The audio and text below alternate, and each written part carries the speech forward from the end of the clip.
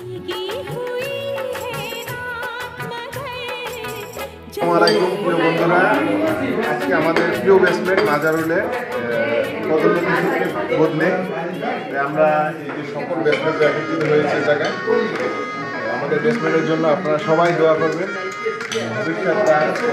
মধ্যমণি আমাদের প্রিয় বেসমেন্ট মাজারুল আমাদের মধ্যে উপস্থিত আছেন এবং উপস্থিত আছেন আমার প্রাণপ্রিয় সকল বেসমেন্ট।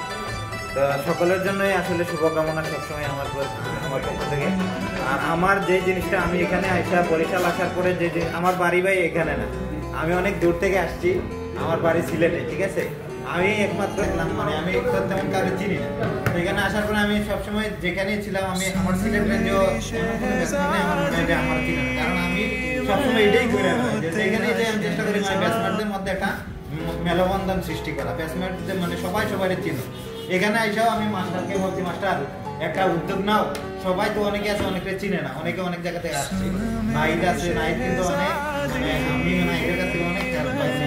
ইউসুফ আছে, আমি প্রথম দিন আসার পর ইউসুফের সাথে দেখা হচ্ছে, তারপরে অনেক ব্যাটসম্যানদের সাথে চাকরি করছে, আশেপাশে আর মাজারুল আমি আসার পরে শুধু শুনতাম যে আমাদের ব্যাটসম্যান মাজারুল আছে, ওর র্যাঙ্ক লাগবে। আমাদের প্রিয় বন্ধু শাহরিয়ারের কাছ থেকে আমরা খুবই মূল্যবান কথা শুনলাম। বন্ধুকে আমরা অসংখ্য ধন্যবাদ জানাই যে বন্ধুর যে দিক নির্দেশনামূলক কথাগুলো আমাদের বেসমেন্ট যারা আছে সবাই খুব আন্তরিকতার সহিত পালন করবে ইনশাল্লাহ।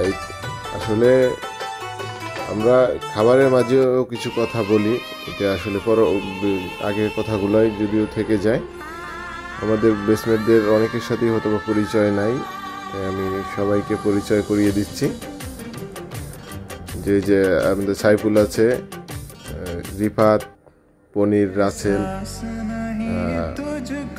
মরিয়ম, রাহাত, সাইফুল, আমাদের শাহরিয়ার, আমাদের চিফ গেস্ট যে মাজারুল, তাকে আপনারা দেখতে পাচ্ছেন। আসলে বেসমেন্ট এমন একটা জায়গায়, আসলে ট্রেনিং সেন্টারটা আমাদের প্রথম যে ইনস্ট্রাক্টর স্যাররা ছিল তখন বলতো বেসমেন্ট হলো তোমার পরিবার। আসলে কথাগুলো আসলেই সত্য।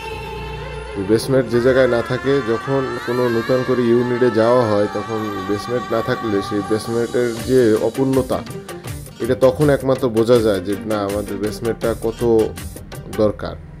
যখন একসাথে 50 জন 60 জন বেসমেন্ট থাকে এটা আসলে আমরা উপলব্ধি করতে পারি না। যখন একজন বেসমেন্টে আমরা এমন ইউনিটে পাবো না, তখন বুঝবো যে বেসমেন্টটা আমাদের কি পরিমাণ দরকার ছিল।